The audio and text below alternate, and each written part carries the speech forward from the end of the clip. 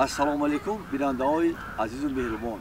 اینک لطیف‌های نوبتی پیشکش شما می‌گردد. یک دختر همراه یک بچه ناشناس میشه.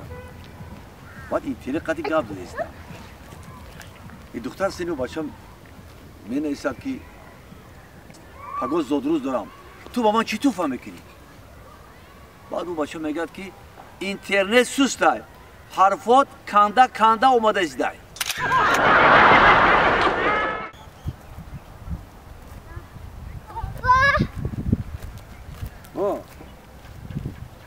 بابا لطفا میگو افندشم خود دکی آش خوردسته دستاش مثل کاشو کمه گیره بخوامده